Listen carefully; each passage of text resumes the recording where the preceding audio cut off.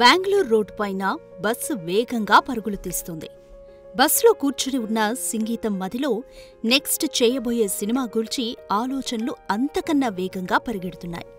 ఎప్పటినుంచో బుర్రని తొలుస్తున్న కథ వీలైనంత త్వరగా పట్టాలెక్కించాలనే ఆలోచన. ఇదే విషయాన్ని పక్కనున్న బాలసుబ్రహ్మణ్యంతో పంచుకున్నాడు సంగీతం. ఎప్పుడూ విననటువంటి కథ, తెలుగు తెరపై ఎవరూ చూపని సరికొత్త టైం ట్రావెల్ కాన్సెప్ట్. సంగీతం అలా చెబుతుంటే మైమరిచిపోయాడు.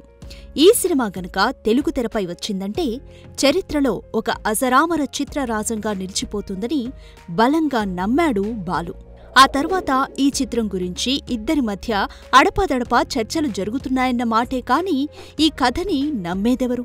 నమ్మినా ఇంత బడ్జెట్ పెట్టేదెవరు? సరైన ప్రొడ్యూసర్ని పట్టుకోవడానికి సంగీతం బుర్ర వేగంగా పరిగెడుతోంది. మరోవైపు ఈ సినిమాని ఎలాగైనా పట్టాలెక్కించాలని తెలిసిన నిర్మాతలను కదిపే పనిలో పడ్డాడు బాలు. అంతకు 5 నెలల క్రితం విడుదలైన చిన్నోడు పెద్దోడు సినిమా సక్సెస్తో మంచి ఉత్సాహంగా కనిపించాడు నిర్మాత శివలెంక కృష్ణప్రసాద్. చిన్నోడు పెద్దోడు సినిమాకి బాలుయే మ్యూజిక్ చేశాడు. తొలి సినిమాతోనే నిర్మాతగా విజయాన్ని రుచి చూసిన శివలెంక బాలుకి అల్లుడు వరుస కావడంతో చనువుగా ఈసారి ఇంతకన్నా పెద్ద కాన్వాస్ పై సినిమా చేయి అని తాను చెప్పిన మాటలు ఒక్కసారిగా గుర్తురావడంతో వెంటనే ఓసారి అర్జెంటుగా విజయ గార్డెన్స్ కు రా అంటూ కృష్ణప్రసాద్కి ఫోన్ కొట్టాడు బాలు.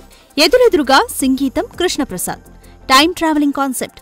శ్రీకృష్ణదేవరాయల కాలానికి ఆ తర్వాత భవిష్యత్తుకు హీరో హీరోయిన్లు ట్రావెల్ చేస్తారని కథ చెప్పుకుంటూ పోతూ ఉన్నాడు సంగీతం. కథ విన్న కృష్ణప్రసాద్ ఫిదా అయిపోయాడు. చేస్తే ఇలాంటి సినిమానే చేయాలని ఫిక్స్ అయ్యాడు. కానీ టైంలో ట్రావెల్ ఎలా అంటూ తన అనుమానాన్ని బయటపెట్టడంతో ఇలానే ఉంటుంది కానీ ఇలా ఉండదు అంటూ స్పీల్బర్గ్ తీసిన బ్యాక్ టు ఫ్యూచర్ పార్ట్ 1, 2తో పాటు టైమ్ ఆఫ్టర్ టైమ్ డివిడీలను ఇచ్చాడు. ఆసక్తిగా వాటిని చూసిన కృష్ణప్రసాద్కి వీటికి మించి ఇంకేదో చేయబోతున్నామని అర్థమైంది.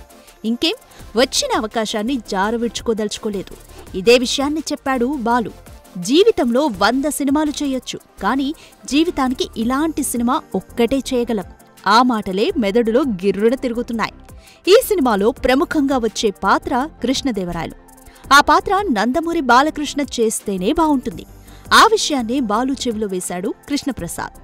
ఓ ఎస్ నేనున్నాగా అంటూ అడిగిందే తడవుగా బాలకృష్ణ అపాయింట్మెంట్ పట్టేశాడు బాలు. నారీ నారీ నడుమ మురారి షూటింగ్లో బిజీగా ఉలా ఉంది. సంగీతం కథ చెప్పడం మొదలుపెట్టాడు.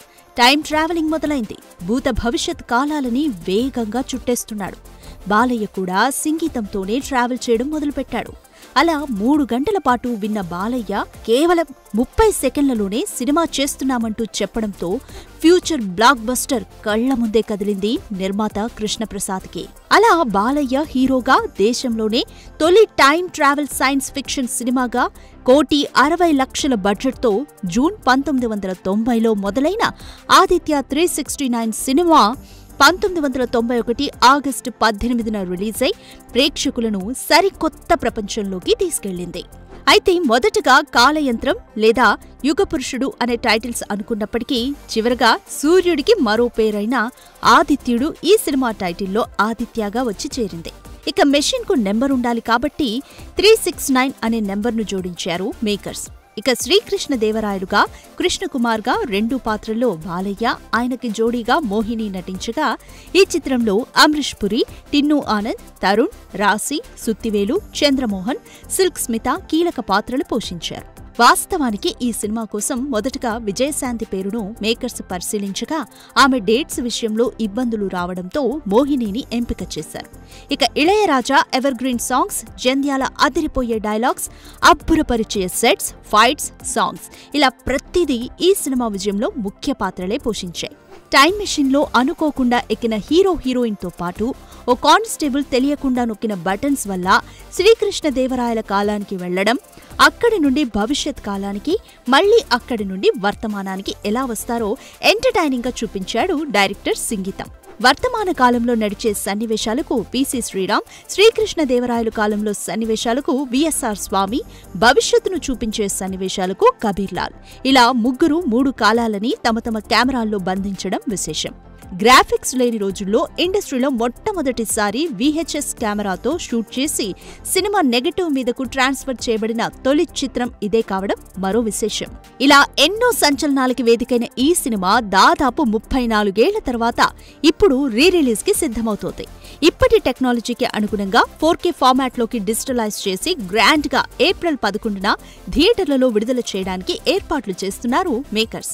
ఇక కృష్ణప్రసాద్ బాలయ్య కాంబోలో ఆదిత్య 369 తర్వాత వంశానికొక్కడు, భలేవాడివి బాసు, మిత్రుడు వంటి సినిమాలు వచ్చినా ఆ స్థాయిలో ఆడలేకపోయాయి. ఇకపోతే బాలకృష్ణ ఈ సినిమాకు సీక్వెల్ ని ప్లాన్ చేస్తున్నారని, అందులో మోక్షజ్ఞ కూడా ఉండబోతున్నాడని, ఆదిత్య 999 అనే టైటిల్ ఇప్పటికే లాక్ చేసినట్లు బాలయ్య ఓ ఇంటర్వ్యూలో హింట్ కూడా ఇచ్చారు. ఒకవేళ ఇదే నిజమైతే తెలుగులో మరో సైన్స్ ఫిక్షన్ మైల్ స్టోన్ రాబోతుందని చెప్పొచ్చు. ఏదేమైనా కలగా మొదలై వెండితెరపై కళగా రూపుదిద్దుకున్న ఈ అజరామరం తెలుగువారికి గర్వకారణం అని చెప్పక తప్పదు. చూడాలి మరి ఈ ఏప్రిల్ 11న మరోసారి ప్రేక్షకుల్ని పలకరించేందుకు సిద్ధమైన ఆదిత్య 369 ఈసారి ఇంకెన్ని సంచలనాలకు వేదికవుతుందో. For more videos like this, subscribe Big TV channel.